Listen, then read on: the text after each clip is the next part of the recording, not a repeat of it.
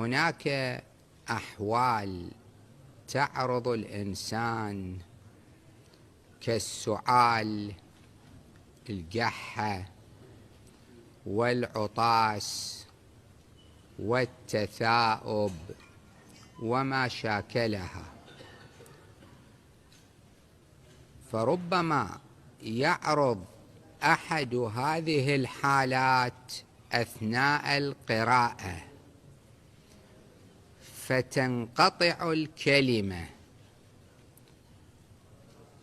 ولا بد من الموالاة بين حروف الكلمة وبين الكلمة والكلمة وبين الجملة والجملة. هذه أمور لا بد أن يؤتى بها بشكل متوال، والتوالي بين الحروف أضيق، المطلوبية فيه أكثر من التوالي بين الكلمة والكلمة وبين الجملة والجملة. فمثلا لو أراد أن يقول الحمد لله رب العالمين في سورة الحمد، قال الحم وعطس أو سعل أو تثاءب، ما يقول عقبها دل الله، يقول أنا قلت الحم طلعت من دون دال، وعطس ودل الله، ما يصير، هذه كلمة واحدة انفصلت حروفها، يرد يعيدها يقول الحمد لله حتى تصير كلمة مضبوطة.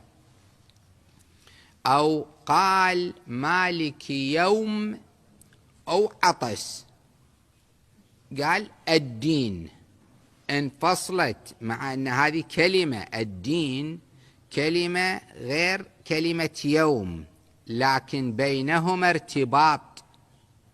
مالك يوم أو عطس أو سعل، ما يقول الدين رأسا، يقول مالك يوم الدين، حتى يصير ارتباط بين الكلمات.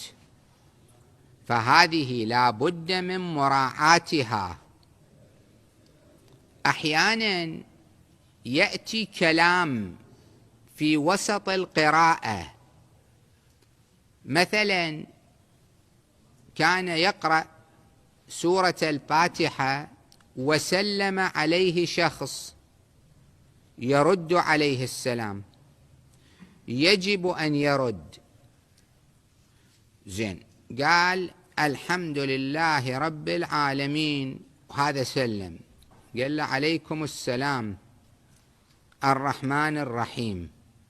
هنا صار فاصل، شوفوا، الحمد لله رب العالمين عليكم السلام الرحمن الرحيم، مع أن الرحمن الرحيم صفة أوصاف، الحمد لله رب العالمين هذا وصف، الحمد لله رب العالمين الرحمن الرحيم هذه كلها صفات.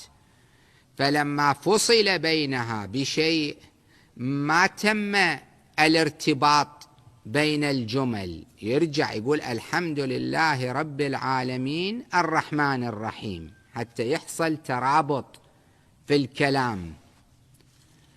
أو مثلا عطس، يستحب للإنسان إذا عطس أن يحمد الله سبحانه، يقول الحمد لله رب العالمين.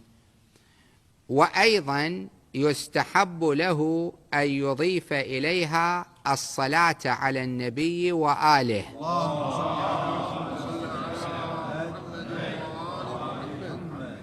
ومن يسمع شخصا يعطس يستحب له أن يسمته أو يشمته، يسموه تشميت أو تسميت. شنو يعني تشميت؟ يقول له يرحمك الله، مستحب يقول له يرحمك الله. زين، ذاك شي يرد عليه يقول له يغفر الله لك مثلا، أو غفر الله لك. هذه مستحبات.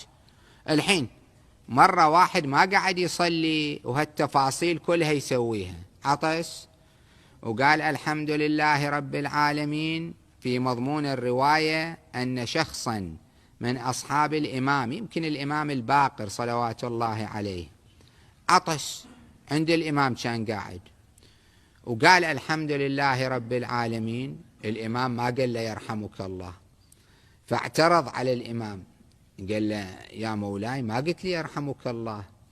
قال لأنك بخستنا حقنا، حقنا ما أعطيتنا إياه. قال ما حقكم؟ قال أن تقول بعد ذلك وصلى الله على محمد النبي وآله وسلم.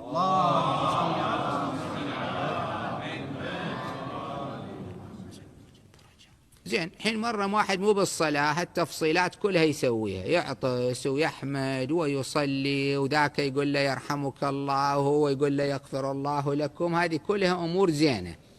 في الصلاة شنو الوضع؟ قاعد يصلي بنص الصلاة عطس، يقول الحمد لله رب العالمين. إيش يقول؟ هذا ذكر، هذا ذكر. وأيضا يصلي على النبي وآله، أيضا يفعل في الصلاة. في الصلاة رواية معتبرة عندنا تقول كل ما ذكرت الله عز وجل به أو النبي صلى الله عليه وآله فهو من الصلاة. بالصلاة لو الإنسان يذكر الله سبحانه، يصلي على النبي وآله صلى الله عليه وآله، ما يضر، ما يخدش بصلاته، هذا كله من ضمن الصلاة. زين، لكن الحين فرضنا اكو واحد قاعد قباله قال له يرحمك الله، ما يصير يقول له يغفر الله لكم. صار كلام ويا إنسان، قاعد يتكلم ويا شخص، ولا يجوز للإنسان أن يكلم إنسانا آخر في الصلاة. إما ما يرد عليه، إذا بعدين عقب الصلاة يقول ليش ما رديت علي؟ قلت لك يرحمك الله. يقول لك أنت صلي، أجي أحكي وياك يعني بالصلاة؟ وما يصير. يصير يشيل إيده يقول اللهم اغفر له، يدعو، يكلم الله سبحانه، يصير. أما يخاطبه يقول له يغفر الله لكم، ما يصير.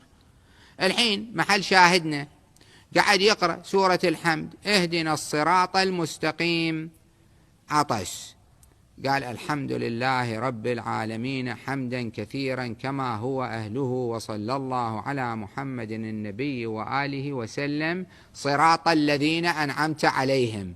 انفصلت اهدنا الصراط المستقيم، انفصلت عن صراط الذين أنعمت عليهم. هاي صراط الذين هذه بدل من اهدنا الصراط. اهدنا الصراط المستقيم صراط الذين، والبدل يرتبط مع المبدل، فيرجع يقول اهدنا الصراط المستقيم صراط الذين أنعمت عليهم، حتى يحصل